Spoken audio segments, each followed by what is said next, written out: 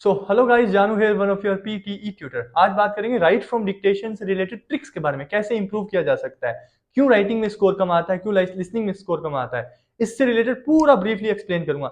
देखिए, speaking and listening ये दो ही पार्ट तो हैं सबसे ज्यादा इंपॉर्टेंट हमारी पीटी के अंदर। इसी में से तो सारे मार्क्स हैं, सभी मार्क्स इसमें तो हैं। और लिसनिंग के बारे में बहुत कम बताया जाता है पीटी में, बट लिसनिंग भी बहुत ज्यादा क्रूशियल रोल प्ले करती है। और जिसमें से राइट फ्रॉम डिक्टेशन 70 मार्क्स का राइट फ्रॉम डिक्टेशन पोर्शन है। 70 मार्क्स मतलब 40 मार्क्स आपको राइट फ्रॉम डिक्टेशन देता है राइटिंग में, 30 मार्क्स देता है लिसनिंग में।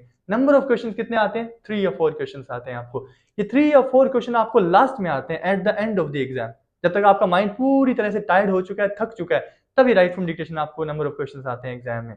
सिंपल है, एक लाइन को सुनना है एंड उसको नोट डाउन करना है नोटबुक पे, देन उसके बाद में आप उसको टाइप कर सकते हो। डजंट मैटर, आप डायरेक्ट भी टाइप कर सकते हैं और आप नोटबुक पे लिख के फिर उसके बाद भी उसको टाइप कर सकते हैं। पर ये 3 क्वेश्चन 70 मार्क्स के हैं। सबसे पहले बताऊं वर्ड लिमिट क्या रहेगी इसकी। देखिए, वर्ड लिमिट क्या रहेगी इसकी। पहली दो डिक्टेशन जो आती है वो 8 to 10 वर्ड्स की रहती है। जो थर्ड नंबर की डिक्टेशन होती है वो 10 में से 2 स्टूडेंट को मैंने देखा है, इतने एनालिसिस किए हैं, दैट्स व्हाई। तो 2 स्टूडेंट्स को हमेशा लेंथ ही आती है। तो 10 to 14 वर्ड्स की एक डिक्टेशन जो लास्ट वाली रहेगी वो आ सकती है, एंड स्टार्टिंग की 2 डिक्टेशन एकदम ईजी आती है। तो वर्ड लिमिट 8 to 10 की रहती है। लास्ट वाली डिक्टेशन किसी किसी को लेंथ ही आती है, बट मोस्टली स्टूडेंट्स को नहीं भी आती है। पर इसका एक्सेंट बहुत ज्यादा सिंपल, बहुत ज्यादा साधारण होता है। रिपीट सेंटेंस में मैं कह सकता हूँ कि एक्सेंट थोड़ा रफ आ सकता है, थोड़ा लाउडर आ सकता है, थोड़ा फास्ट आ सकता है, बट राइट फ्रॉम डिक्टेशन में पोज लेके एक डिक्टेशन बोल के जाएगा। बहुत सिंपल साधारण kind of Indian ocean accent आता है, एशियन एक्सेंट आता है, ना कि ऑस्ट्रेलियन और अमेरिकन एक्सेंट आता है। तो काफी ईजी रहता है राइट फ्रॉम डिक्टेशन। एंड अब बात करें इसको लिखना कैसे। देखिए, आप वर्ड आगे पीछे भी लिख सकते हैं, sequence doesn't matter. Right from dictation में सीक्वेंस मैटर नहीं करता। आपने 2 वर्ड आगे लिख दिए, 2 वर्ड पीछे लिख दिए, कोई फर्क नहीं पड़ता। आपने मान लो एक लाइन थी कि the library is located at the north side of the campus, आपने लिख दिया at north campus library is located on in at, कुछ फर्क नहीं पड़ता, सिर्फ वर्ड की वैल्यू है।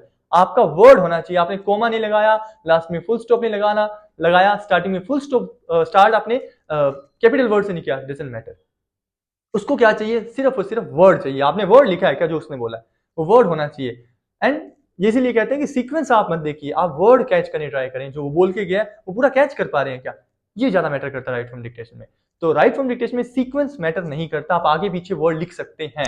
पहला word capital, last word full stop, आएगा या नहीं आएगा। देखिए, मैंने बहुत एक्सपेरिमेंट कर रखे हैं कि फर्स्ट वर्ड कैपिटल लगा के, last word without full stop लगा के, बिना कैपिटल लिखे एक्सपेरिमेंट कर रखे, मार्क्स पूरे ही मिले हैं। बट मैं प्रेफरेंस यही दूंगा कि फर्स्ट वर्ड कैपिटल लगाएं, लास्ट वर्ड को फुल स्टॉप से एंड करें। उसके बीच में जितने मर्जी आप वर्ड लिखें, कोई इशू नहीं है, आगे पीछे हो जाए। पहला और लास्ट वर्ड सेम डायरेक्शन में लिख दें, सेम पोजीशन में लिखें, बहुत अच्छी बात है। नहीं भी लिखते, बाई चांस नहीं भी लिखा गया, तब भी कोई फर्क नहीं पड़ेगा। शायद ओवरऑल में आपका 0.5 मार्क्स कट भी हो जाए तो हो जाए, इससे ज्यादा कुछ भी फर्क नहीं पड़ सकता। आप आगे पीछे लिख सकते हैं।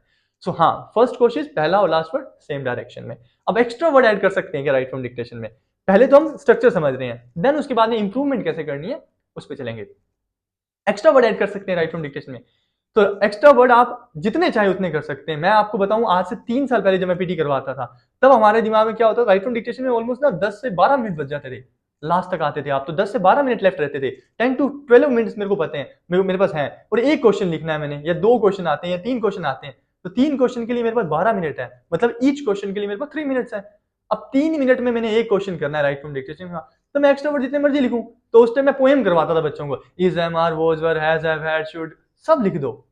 पहले ये लिखो फिर राइट फ्रॉम डिक्टेशन लिखो भाई, क्योंकि ये तो वर्ड होने ही है ना हर डिक्टेशन में। पर अब ऐसा नहीं है, अब टाइम लिमिट इन्होंने बाउंडेशन कर दी है। एक्स्ट्रा वर्ड तो आप अभी भी लिख सकते हो, जितने मर्जी 20, 30, 40, 50 जितने मर्जी लिखो, डजंट मैटर। बट अब चेंज क्या हो गया, इसके अंदर टाइम लिमिट घटा दी है, टाइम लिमिट बहुत कम कर दी है। अब टाइम लिमिट जब से कम हुई है ना राइट फ्रॉम डिक्टेशन में, तो आप इतने एक्स्ट्रा वर्ड नहीं लिख पाएंगे। तो इसलिए एक्स्ट्रा वर्ड पर डिपेंडेंस छोड़ देनी है, क्योंकि लास्ट में आपके लिए बचेंगे 4 मिनट 3 डिक्टेशन के लिए, या 5 मिनट, या मैक्सिमम से मैक्सिमम आपके लिसनिंग ब्लैंक्स की स्पेलिंग अगर बहुत बेहतरीन है, बहुत अच्छी हैं, तो मे बी लेफ्ट रहेंगे हमारे पास में 6 मिनट। सो मेरे अकॉर्डिंग आपको राइट फ्रॉम डिक्टेशन में एक्स्ट्रा वर्ड पे डिपेंडेंस नहीं रखनी है। ऐड कर सकते हो, नेगेटिव मार्किंग नहीं है, जितने मर्जी एक्स्ट्रा वर्ड ऐड करो। तो जल्दी से जल्दी टाइपिंग कर सकते हो, फास्ट टाइपिंग कर सकते हो, 1, 1.5, 2 मिनट में टाइप कर सकते हो। तो आप 5, 7, 6, 8, 10 वर्ड एक्स्ट्रा कर सकते हो। तो 5, 6, 7 वर्ड पे रिलायबल रहना है, उस पर ही ट्रस्ट करना कि यार मैं 5 या 6 या 7 वर्ड ही एक्स्ट्रा ऐड करूंगा। ज्यादा लिख तो सकते हो बट टाइम ही नहीं होगा ना, कहाँ लिखोगे। पहली डिक्टेशन मान लो आई, 4 मिनट लेफ्ट है, पहली डिक्टेशन आई। अब आप पहली डिक्टेशन में आप पूरे 2, ढाई, 3 मिनट यूज कर लिया आपने, अपने 2 मिनट यूज कर लिया आपने, एक्स्ट्रा वर्ड फुल लिख दिए। आगे 2 डिक्टेशन कैसे अटेम्प्ट करोगे, लास्ट में टाइम ही नहीं लेफ्ट रहेगा। तो इसीलिए मेक श्योर टाइम मैनेजमेंट करते हुए एक्स्ट्रावर्ट पुटअप करोगे। तो एक्स्ट्रावर्ट पे रिलाय नहीं रहना, कर सकते हो ऐड जितने मर्जी, कोई उसमें नहीं है। मैंने काफी एक्सपेरिमेंट कर रखे हैं, बहुत से स्टूडेंट एक्स्ट्रावर्ट ऐड करके आते हैं, कहीं भी कोई भी प्रकार का इशू नहीं है। आगे पीछे ऊपर नीचे जैसे मर्जी लिखो, वर्ड होना चाहिए। तो इसलिए ज्यादा एक्स्ट्रावर्ट ना लिखते हुए, जो स्पेलिंग्स नहीं आती उनको 2 बार लिखा, 3 बार लिखा, लाइक मतलब सबसे ज्यादा जो कॉमन आता है, तो ये 5 वर्ड है ना, मतलब हर डिक्टेशन में होते ही हैं, लाइक इज टू द ओफे, इज टू द ओफे, ये इसकी हैबिट बना लो कि मैंने हर बार लिखने ही लिखने हैं, इज टू द ओफे। हर राइट फ्रॉम डिक्टेशन में मैं ये लिखूंगा ही लिखूंगा, तो ये हैबिट बना लूं टाइपिंग करने की, तो हर राइट फ्रॉम डिक्टेशन में मैं ये टाइप करूंगा ही करूंगा। तो ये कॉमन वर्ड्स हैं। उसके अलावा आप जो वर्ड्स ऐड करेंगे वो एस या ई एस वाले करें, स्पेलिंग करें। अगर टाइम है तो, टाइम नहीं है तो आई गेस पूरी डिक्टेशन अटेम्प्ट करनी है, बिकॉज 70 मार्क्स हैं यार, बहुत नंबर है। इसका एक वर्ड 2 नंबर का है, each and every word will give you 2 marks, no matter कोई भी वर्ड है, in, is, the, agriculture department, helping verbs या नाउन या प्रोनाउन, डजंट मैटर, हर वर्ड 2 नंबर देता है। 1 नंबर राइटिंग में जाएगा और ऑलमोस्ट 1 नंबर आपका लिसनिंग में रहता है, या 0.75 मार्क्स इसका लिसनिंग में रहता है। तो ये था इसका ओवरऑल स्ट्रक्चर। अब देखिए राइट फ्रॉम डिक्टेशन की इतनी इंपॉर्टेंस क्यों देनी चाहिए, क्यों देना जरूरी है इंपॉर्टेंस। मैं आपको हकीकत बताऊं, आप अगर वीडियोस देख रहे हो मेरी, तो 70% स्टूडेंट, आप में जितने भी बच्चे एग्जाम देके आए होंगे, 70% स्टूडेंट्स की राइट फ्रॉम डिक्टेशन एग्जाम में कम जाती है। शॉर्ट राइटिंग अपनी चेक कीजिएगा, स्किल अपनी शॉर्ट राइटिंग आपका कम जाता है 60, 70, 80%। उसकी वजह क्या है? क्योंकि नोटबुक पे लिखना आसान है, टाइप करने जाएंगे स्पेलिंग नहीं बनती, और टाइप करने से ही मिस्टेक्स आती हैं। नोटबुक पे तो आसान ही है ना।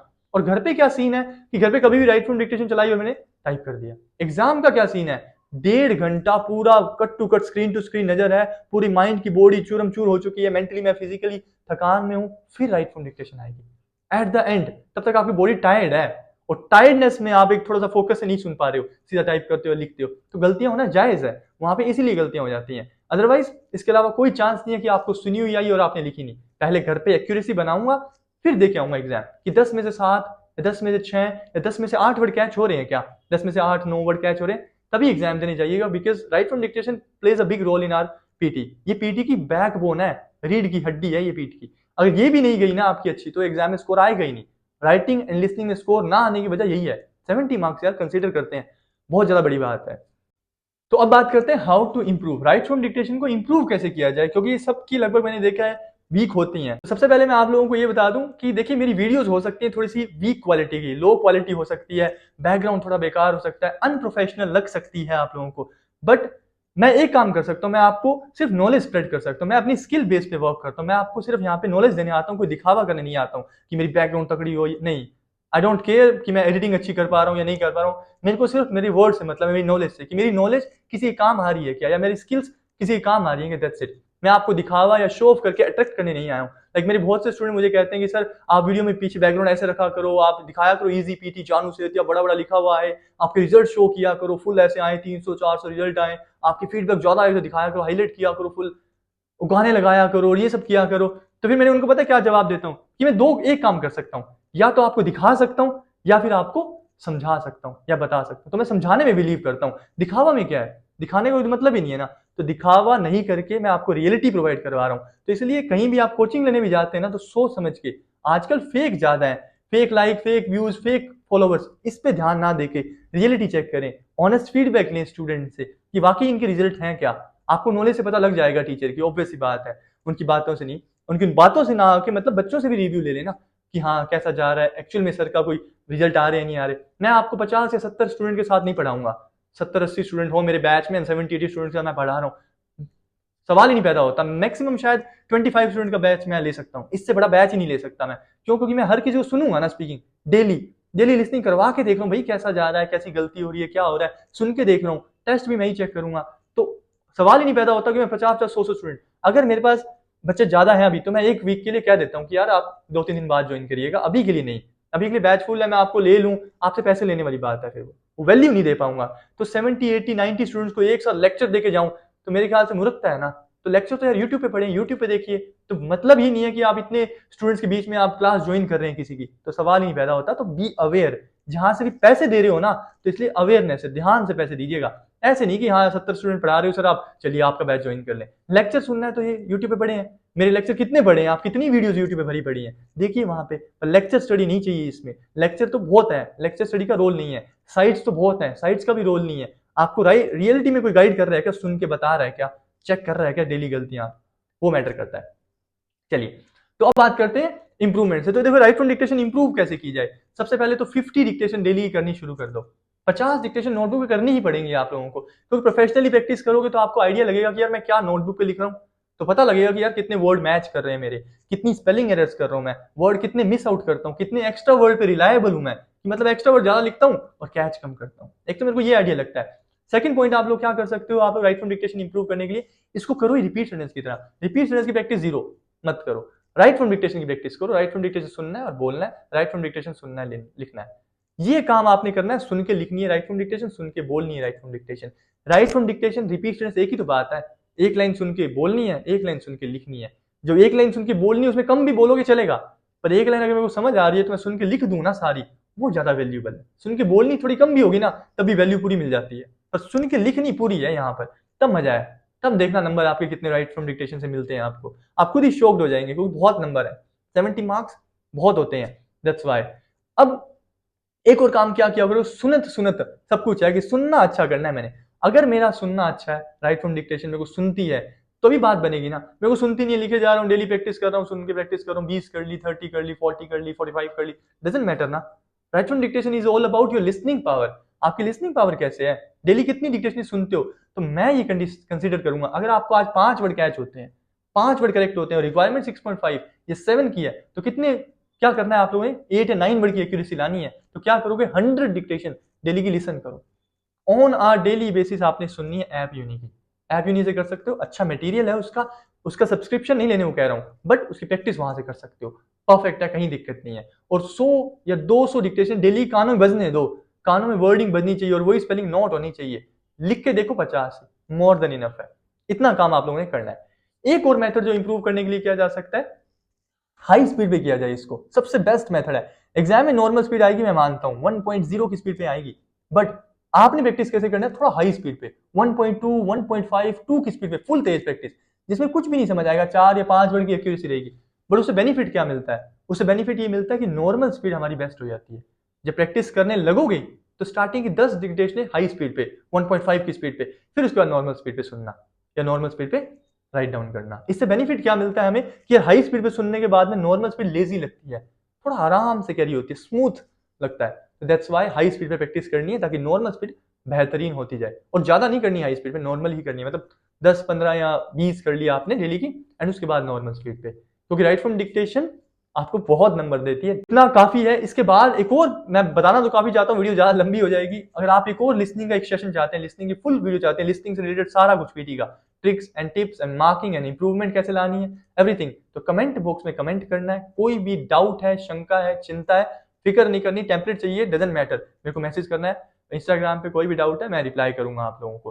प्लस अगर आप लोगों को क्लासेस ज्वाइन करनी है, डायरेक्ट कॉल कीजिएगा, मैसेज मत कीजिएगा, ठीक है। व्हाट्सअप कॉल कर सकते हैं, डायरेक्ट कॉल कर सकते हैं, इंस्टाग्राम पे कॉल कर सकते हैं। एंड अगर आप सब्सक्राइब करेंगे तो मुझे बहुत खुशी मिलेगी और मुझे सपोर्ट मिलेगी, तभी मेरा वीडियो बनाने का मन करेगा। बिकॉज मैं डेली वीडियो नहीं बना सकता, या तो पढ़ा सकता हूँ या फिर दिखावा कर सकता हूँ, तो मैं पढ़ाता हूँ, दैट्स वाई। तो एक हफ्ते में एक वीडियो जरूर आपके लिए लेके आऊंगा जो कि नॉलेजेबल होगी। And thank you very much.